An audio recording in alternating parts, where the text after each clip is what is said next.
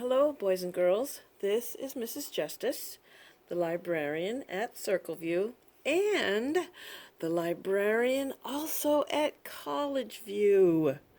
I am going to be reading stories and recording them so that you guys can share them in your classroom, both schools, College View and Circleview. I want to show you some of my friends that are helping me with the stories. This is Pushing. And if you can see, Pushing's got a little outfit on. And I think it's supposed to be a little lamb or a sheep, because if you look very carefully at Pushing's fur, it looks like wool from a lamb.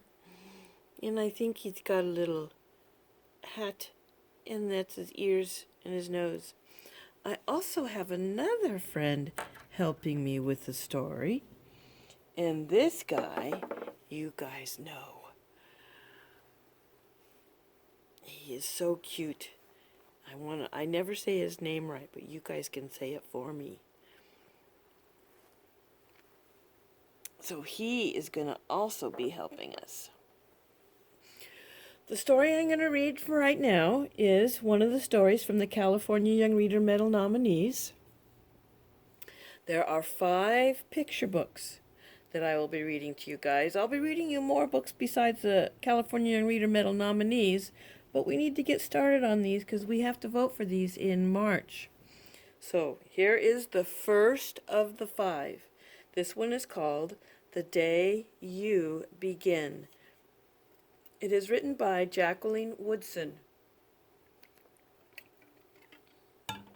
Oh, you just heard me take a sip of my water, I betcha. California Young Reader Medal nominee, 2020 to 2021. Oh, that's a nice picture. The Day You Begin by Jacqueline Woodson. Don't you think this is the first story? This is a good story to start with because we're beginning to read the California Young Reader Medal nominees. So this is the day we begin to hear them. And the book is called The Day You Begin. There's the little girl, the main person in the story. And what's she doing? She's reading a book, just like we are. There will be times when you walk into a room and no one there is quite like you. Maybe it will be your skin, your clothes, or the curl of your hair. There will be times when no one understands the way words curl from your mouth, the beautiful language of the country you left behind. My name is Rigoberto. We just moved here from Venezuela. And because they don't understand, the class will fill with laughter until the teacher quiets everyone. Rigoberto from Venezuela, your teacher says so softly and beautifully that your name and homeland sound like flowers blooming the first bright notes of a song. There will be times when the words don't come. Your own voice, once huge, now smaller, when the teacher asks, "What did you do last summer? Tell the class your story." "We went to France," Shayla says. These shells came from a beach in Maine." A boy named Jonathan holds out a jar filled with tiny shells, so fragile they look like they'll turn to dust in your own untraveled hands. "My whole family went to India, Spain, South Carolina.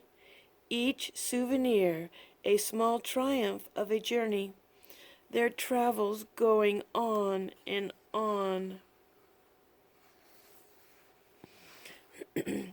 And as you stand in front of that room, you can only remember how the heat waved as it lifted off the curb, and your days spent at home caring for your little sister who made you laugh out loud and hugged you hard at nap time.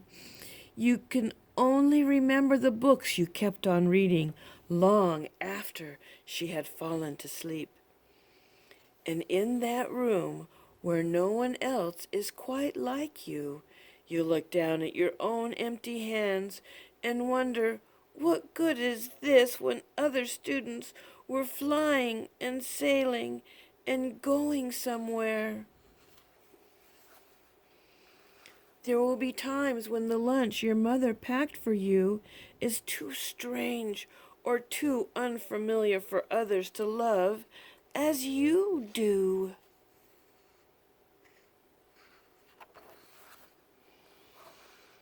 When even your own friend, Nadja, will wrinkle her nose and say, "What's in there anyway?"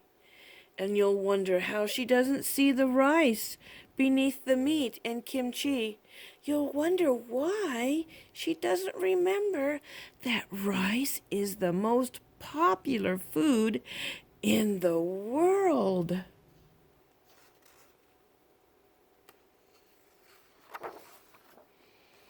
There will be times when climbing bars are too high.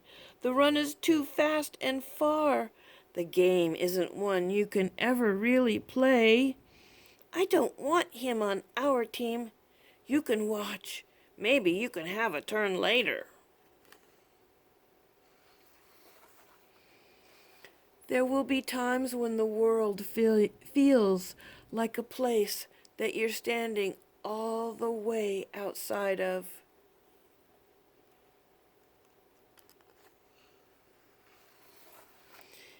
And all that stands beside you is your own brave self, steady as steel and ready even though you don't yet know what you're ready for.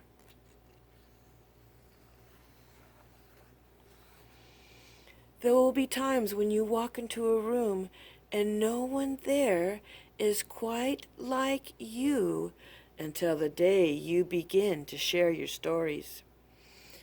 My name is Angelina, and I spent my whole summer with my little sister. You tell the class, your voice stronger than it was a minute ago, reading books and telling stories. And even though we were right on our block, it was like we got to go everywhere.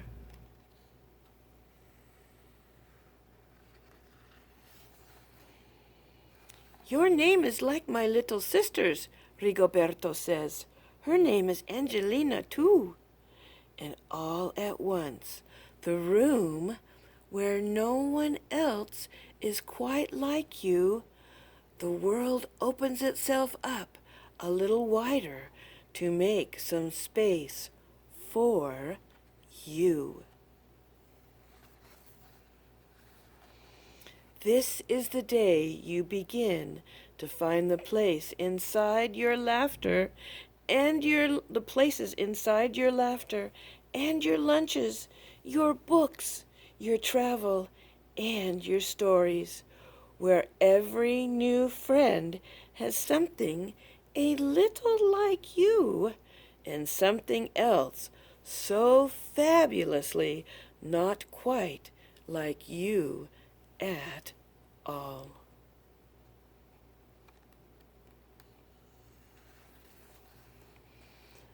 The end.